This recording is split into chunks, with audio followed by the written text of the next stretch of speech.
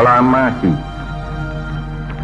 Kami, bangsa Indonesia, dengan ini menyatakan kemerdekaan Indonesia. Hal-hal yang mengenai pemindahan kekuasaan dan lain-lain diselenggarakan dengan cara saksama dan dalam tempo yang sesingkat-singkatnya. Jakarta, 17 Agustus 1945, atas nama bangsa Indonesia, Soekarno, Hatta.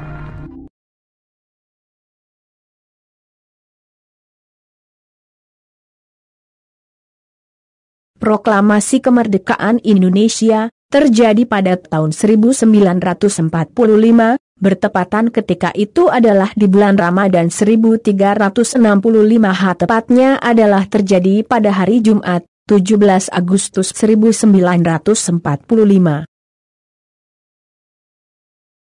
Begitu besar arti dan makna akan kemerdekaan Indonesia terhadap kelangsungan pembangunan Indonesia. Hanya saja, sepertinya banyak yang melupakan mengenai sejarah kemerdekaan bangsa Indonesia yang telah banyak menguras korban jiwa dan harta benda pada zaman kemerdekaan dahulu yang dilakukan oleh para pahlawan bangsa Indonesia tercinta ini. Untuk mengingatkan kembali akan proses proklamasi dan juga kemerdekaan, marilah kita sedikit banyak belajar mengenai sejarah berdirinya bangsa Indonesia.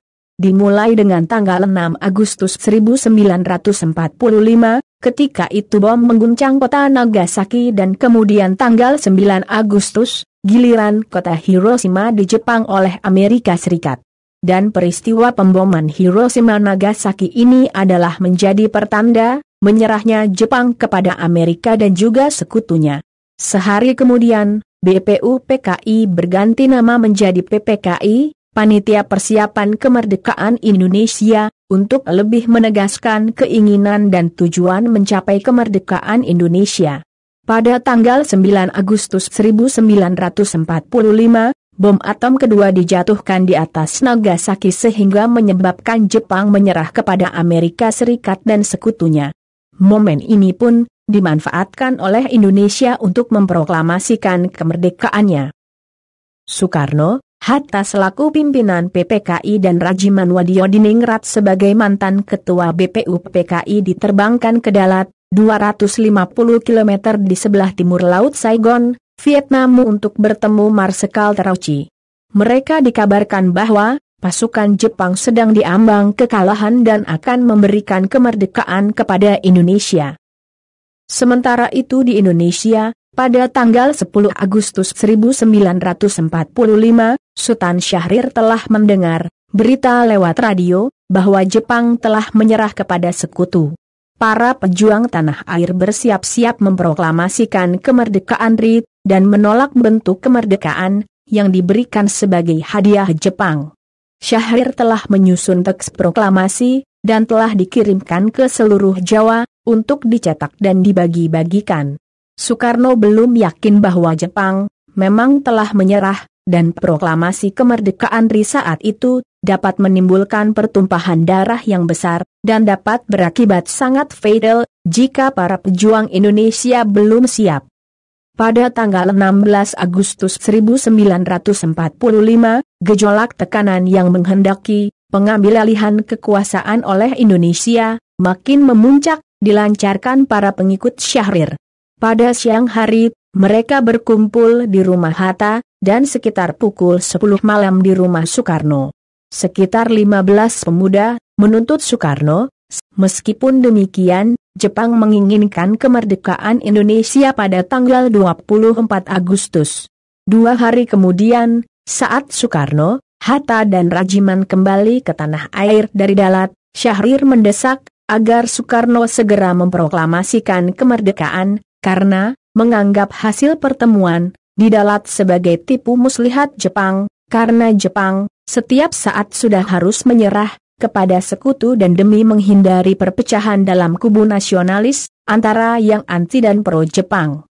Hatta menceritakan kepada Syahrir tentang hasil pertemuan di Dalat. Sementara itu, Syahrir menyiapkan pengikutnya yang bakal berdemonstrasi dan bahkan mungkin harus siap menghadapi bala tentara Jepang dalam hal mereka akan menggunakan kekerasan. Syahrir telah menyusun teks proklamasi dan telah dikirimkan ke seluruh Jawa untuk dicetak dan dibagi-bagikan. Soekarno belum yakin bahwa Jepang memang telah menyerah dan proklamasi kemerdekaan RI saat itu dapat menimbulkan pertumpahan darah yang besar dan dapat berakibat sangat fatal jika para pejuang Indonesia belum siap. Soekarno mengingatkan Hatta bahwa Syahrir tidak berhak memproklamasikan kemerdekaan, karena itu adalah hak Panitia Persiapan Kemerdekaan Indonesia, PPKI. Sementara itu, Syahrir menganggap PPKI adalah badan buatan Jepang, dan proklamasi kemerdekaan oleh PPKI hanya merupakan hadiah dari Jepang. Pada tanggal 16 Agustus 1945, gejolak tekanan yang menghendaki pengambilalihan kekuasaan oleh Indonesia makin memuncak dilancarkan para pengikut Syahrir. Pada siang hari, mereka berkumpul di rumah Hatta dan sekitar pukul 10 malam di rumah Soekarno. Sekitar 15 pemuda menuntut Soekarno. Peristiwa Rengas Dengklok. Rapat PPKI pada 16 Agustus pukul 10 pagi tidak dilaksanakan karena Soekarno dan Hatta tidak muncul. Peserta rapat tidak tahu telah terjadi peristiwa Rengas Dengklok. Para pemuda pejuang, termasuk Cakrul Saleh, yang tergabung dalam gerakan bawah tanah kehilangan kesabaran, dan pada dini hari tanggal 16 Agustus 1945 mereka menculik Soekarno, bersama Fatmawati dan Guntur yang baru berusia 9 bulan, dan Hatta, dan membawanya ke Rengas Dengklok, yang kemudian terkenal sebagai peristiwa Rengas Dengklok. Di sini, mereka kembali meyakinkan Soekarno bahwa Jepang telah menyerah, dan para pejuang telah siap untuk melawan Jepang, apapun risikonya. Pertemuan Soekarno-Hatta dengan Jenderal Yamamoto malam harinya, Soekarno dan Hatta kembali ke Jakarta, bertemu dengan Jenderal Yamamoto, dan bermalam di kediaman Wakil Admiral Maeda Tadashi.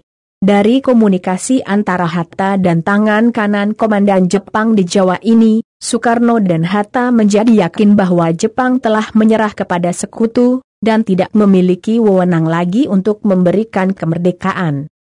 Naskah Proklamasi Indonesia mengetahui bahwa proklamasi tanpa pertumpahan darah telah tidak mungkin lagi. Soekarno, Hatta dan anggota PPKI lainnya, malam itu juga rapat dan menyiapkan teks proklamasi, yang kemudian dibacakan pada pagi hari tanggal 17 Agustus 1945.